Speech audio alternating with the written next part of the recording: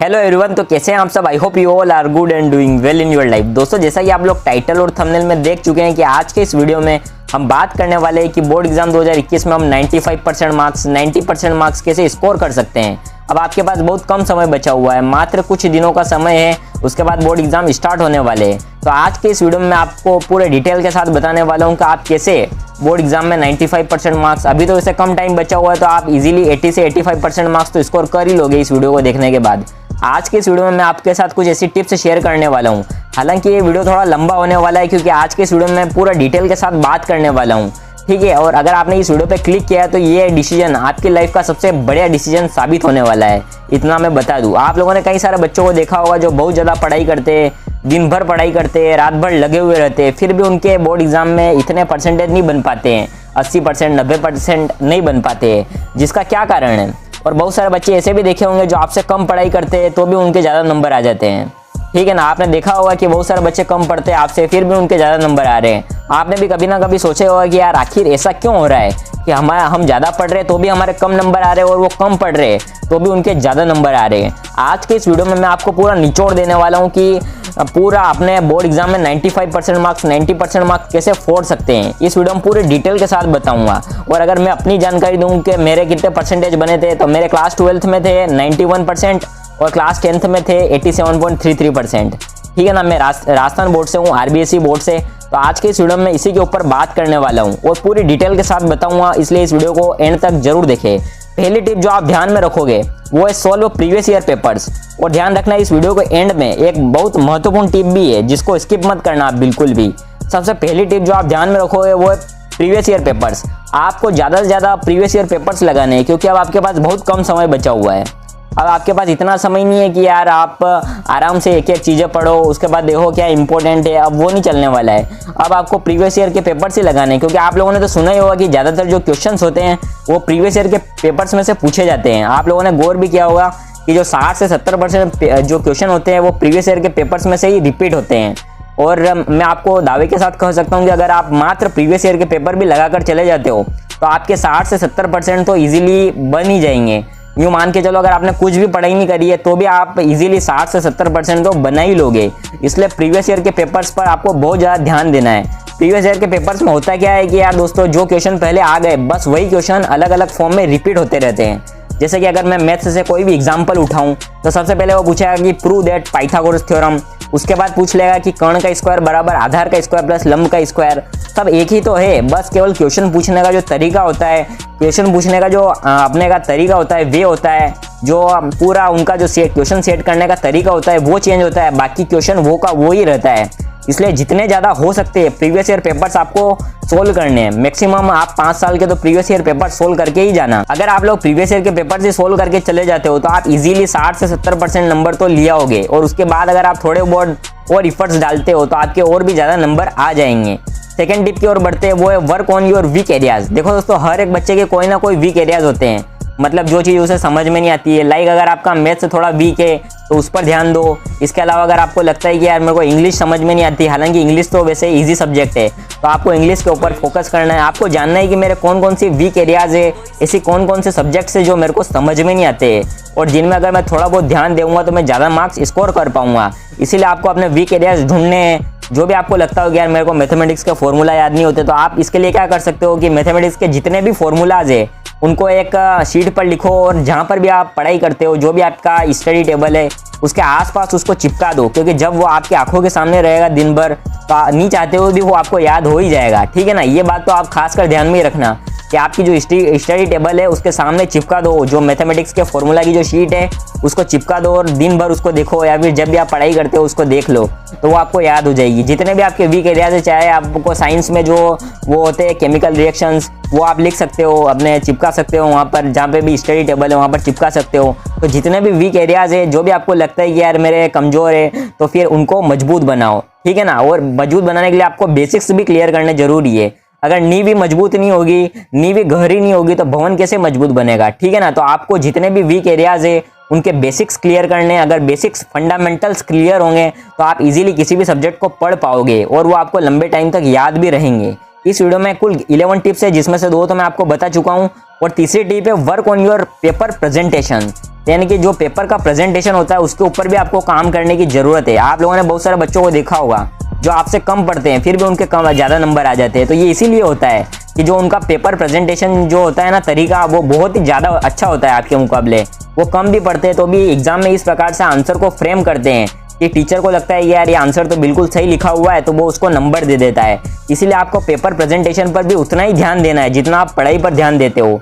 Paper presentation में आप किन किन चीज़ों पर ध्यान दे सकते हो, जैसे कि यार हर एक क्वेश्चन के बाद, हर एक आंसर के बाद आपको लाइन खींचनी है। इसके बाद अगर कोई नया सेक्शन आप स्टार्ट कर रहे हो तो उसे एक नए पेज से स्टार्ट करो। इसके अलावा आप बता सकते हो कि जो अंडरलाइन, जो इंपॉर्टेंट वर्ड्स हैं उनको अंडरलाइन कर दो ताकि टीचर को पूरा आंसर नहीं पढ़ना पड़े, जो भी इंपॉर्टेंट चीज़ें हैं वही पढ़े और उसका काम बन जाए। ज़्यादा आपको इधर उधर नहीं भागना है और अपना पेपर जितना जल्दी हो सकता है उतना चेक करवाने की कोशिश करना है। और प्रेजेंटेशन तो इतना अच्छा रखना है क्योंकि आपने तो सुना ही होगा, first impression is the last impression. तो पहले दूसरे आंसर में इतना जोरदार आंसर लिखना है कि टीचर को लगे कि वाह, इसको तो पूरा आंसर आता है और इसका पूरा पेपर उसने सही ढंग से ही अटेम्प्ट किया होगा। तो आपको पेपर प्रेजेंटेशन के ऊपर बहुत ज़्यादा ध्यान देना है और इसको भी इम्प्रूव करते जाना है। जो चौथी टिप रहेगी वो है फोकस ऑन ईजी सब्जेक्ट्स। दोस्तों ये कई सारे बच्चों की मैंने आदत देखी है, बहुत बुरी आदत होती है कि वो हार्ड सब्जेक्ट, जो डिफिकल्ट सब्जेक्ट होते हैं उन्हीं पर ज़्यादा ध्यान देते हैं। लाइक हिंदी हो गया, इंग्लिश हो गया, इन पर ध्यान नहीं देते। वो ध्यान देते हैं मैथमेटिक्स, साइंस, इन्हीं पर ज़्यादा ध्यान देते हैं। लेकिन आप लोगों को ऐसा नहीं करना है। जो भी इजी सब्जेक्ट्स है, चाहे वो हिंदी हो, इंग्लिश हो, तो उन पर ज़्यादा ध्यान देना है। आप 2 घंटे हिंदी पढ़ो और 4 घंटे साइंस पढ़ो, बात बराबर है। और भी अगर हो सके तो आप हिंदी में ज़्यादा नंबर लेके आ जाओगे, साइंस में उतने नंबर नहीं ला पाओगे। और तो कम पढ़ के आप ये जो फोकट के नंबर मिल रहे हैं ना, जो बढ़ रहे हैं ना हलवा सब्जेक्ट, तो उन पर ज़्यादा ध्यान दो। क्योंकि अगर आप उन पर ज़्यादा ध्यान दोगे और बाकी सब्जेक्ट को कम पढ़ोगे तो भी आप ओवरऑल आपके मार्क्स जो है ना वो सभी सब्जेक्ट से मिलकर बनने वाले हैं। इसीलिए आपको जो इजी सब्जेक्ट्स हैं उन पर ज़्यादा ध्यान देना है क्योंकि वो आपके मार्क्स को काफ़ी हद तक बढ़ा देंगे।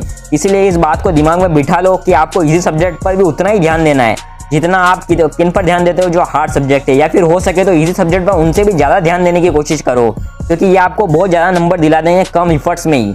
अब अगर 5वीं टिप की हम बात करें तो वो है से नो टू सोशल मीडिया। बहुत सारे बच्चों की आदत होती है कि वो सोशल मीडिया पर दिन भर लगे हुए रहते हैं, इंस्टाग्राम दिन भर चलाते हैं, अपना मोबाइल फ़ोन दिन भर चलाते हैं। इतनी ज़्यादा उनको इनसे लत होती है। तो आपको ये जितने भी फालतू के काम है जो मोबाइल फ़ोन में, इंस्टाग्राम में, फोकट की जो ऐप्स आपने इंस्टॉल कर रखी है उनको अभी के अभी डिलीट कर दो क्योंकि ये आपके नंबर कम ही करवाने वाली है।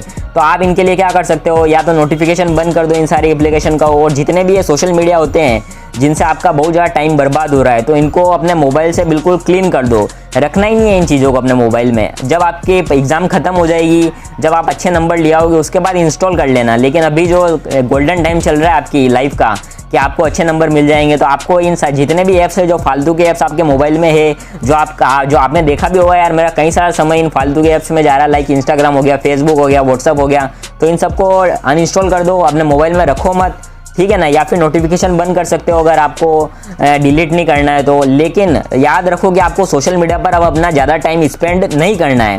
और छठी टिप की बात करूँ तो वो है प्रैक्टिस सैम्पल पेपर्स। देखो दोस्तों, अगर आपने कई सारी चीज़ें याद कर ली और उनकी प्रैक्टिस नहीं करी तो भी आपको बहुत ज़्यादा नुकसान होने वाला है एग्जाम में। आपको ज़्यादा से ज़्यादा चीज़ों का प्रैक्टिस करना है और जितने भी सैम्पल पेपर्स हो सकते हैं वो आपको जो ज़्यादा से ज़्यादा सोल्व करने की कोशिश करनी है।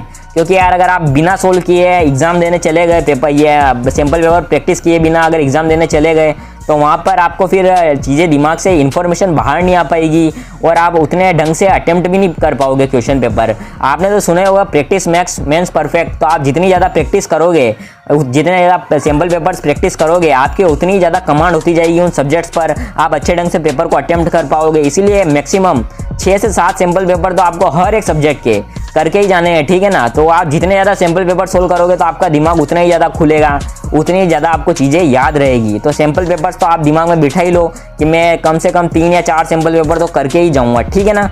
Number 7, take regular breaks. देखो दोस्तों, एक साइंटिफिक रिसर्च में पता चला है कि अगर आप 45 मिनट स्टडी करने के बाद थोड़ी देर का ब्रेक लेते हो, थोड़ी देर अगर आप ब्रेक ले लोगे 15 मिनट का, तो आपका जो ब्रेन है वो ज़्यादा इफिशियंसी, ज़्यादा दक्षता, ज़्यादा कुशलता के साथ काम करना शुरू कर देता है। इसलिए आपको थोड़ा थोड़ा ब्रेक लेना है। जैसे आपने 45 मिनट 45 मिनट्स की स्टडी कर ली, उसके बाद 15 मिनट्स का ब्रेक ले लिया, ठीक है ना। और उसमें बीच बीच में अगर आप चाहो तो थोड़ा थोड़ा पानी पी सकते हो।